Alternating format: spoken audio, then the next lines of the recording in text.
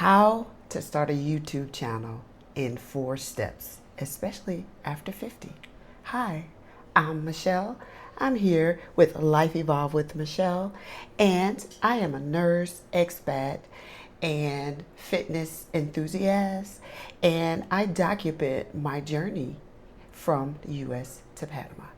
So today I wanted to talk a little bit about why I, over 50, started a YouTube channel and how you can do that in 4 easy steps. So stay tuned because that is coming. And please stay to the end so you can see some of the cuts and some of the new things that I've learned during my process.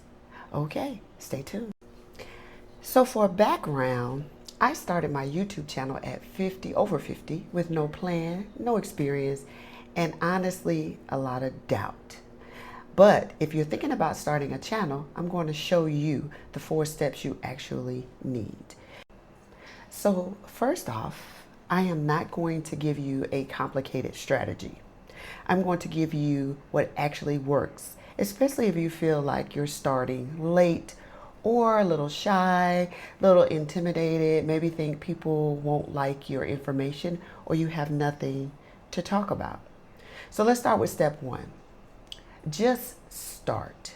It doesn't matter exactly so much what you start on, it's just getting started. So you can start with something basic and then you're going to tailor your expertise based on people's response or the feedback you get, right? So like for me, I waited, I doubted, but nothing changed until I hit record.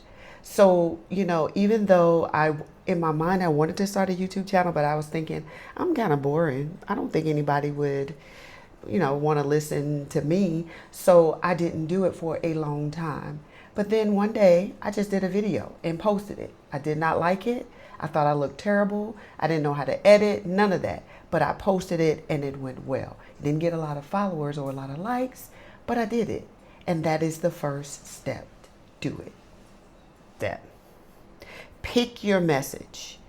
It doesn't have to be extravagant. It can be a day in the life. It can be a DIY. Just whatever you can do that you feel comfortable. It would be like your life example, maybe starting over, maybe something with health, maybe life after 60, life after 50, a life of a married woman with 4 children. I mean, it's basic. So just start off in that way. You would think, or you wouldn't realize how many people would actually be interested in your life and would learn something from what you have to share. That's step 2. Your third message, use what you have. So if you want to do videos and you don't have a camera, that's okay. Guess what? This handy dandy camera works well. You can use your iPhone, you can use any smartphone. Do your video as simple as possible. You can buy one of these, set it up right here, and just record. Make sure your lighting is good. You want natural light if you can do natural light. Your audio, you can use the audio on your phone to begin with. Eventually, you may want a microphone, but in the beginning, just use your microphone on your computer, on your cell phone, and just try that and see how that works. I see you. Have you subscribed yet? Thank you so much for coming to my channel, but I need you to subscribe so you can get all of my latest videos.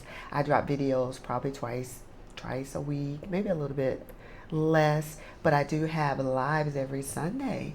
And my live this Sunday is with Dr. Duncan, who is one of our leading physicians here in Panama City. So if you want to get your questions asked about medical, insurance, emergencies, anything dealing with healthcare, tune in on Sunday. Dr. Duncan will be live with me from 5 p.m. So tune in for that. Your last step, be consistent. Post as frequently as you can. Not everybody can post every day. I understand that. But pick a time that works for you. Say you can post once every 2 weeks or you can post once a week.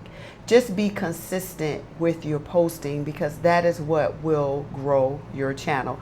Of course, you need something that people are interested in. That's why I say use something basic, a problem that you might have had that you solved, a DIY, anything like that, and just be consistent. You can build on what you already started. So say you don't have a lot of things to talk about, but you did a DIY project. Break that project up into 4 or 5 different sections. That will extend your video time. So you can do that on everything. I hope that helps. Be consistent. So, starting a YouTube channel at 50 isn't about going viral. No, it's about building something for yourself when most people think it's too late. You can use this as either a journal for your life. You can use it to post if you want to. You don't have to post it. But it's just a good way for self-reflection, to look back on your life at a certain time and see where you were, the changes you've made, what you would do differently. YouTube can help with that. Like I said, you don't have to post it publicly. You can do it privately. So it's just a journal. But the goal is for you guys to go public with your YouTube, like I did, to ignite us, to help us, the community, to do something, give something back that is more meaningful, because it's coming from you, what you've learned. Okay? In closing, you don't need 20 steps. You just need these 4 steps. Very simple. And the hardest one is, guess what? Starting. So if you just get started, you're halfway to your goal, whatever that goal may be. Okay? So if you're thinking about moving out of the country, starting your life over, or even starting a channel, YouTube channel, please subscribe to my channel. I have real life information about starting a YouTube channel. I have information about my relocation process, my living in Panama. All of those things are up on my channel. One thing I wanted to mention is that everything that I put on here and suggest is something that I've done already myself. And I'm sharing the experience with you to let you know that it is possible to do any of all of these things I've done. So hopefully you enjoyed this video. Hopefully you've taken something from it and you're getting ready to go start that YouTube channel. Let me know, because I'll be your first subscriber. Okay? Thank you so much for tuning in. I hope you've enjoyed it. Don't forget to subscribe, like, and share, and I will see you on the next video. PSA, just wanted to mention, I will be starting memberships on my channel. And with memberships, there are rewards. So I'll start talking a little bit about those as I do for future videos. So guys, thank you again for tuning in. And I wanted to share with you some of the editing apps that I use. So, when I first started, no apps. I didn't know how to edit. But eventually I learned to use CapCut. That is a great app. It's easy to use. You go in there, you drop your video, and it shows you how to edit it. You can add effects and all that. It is not free. That app does cost, but it works wonders. So you could typically, I believe they have a free version that you can start out with. I'm not 100% sure, but that is one of the apps I wanted to share with you, as well as I use Canva.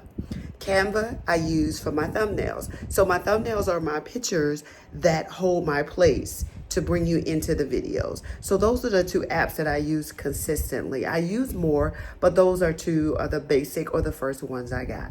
So try those out just to see if those can help you out any.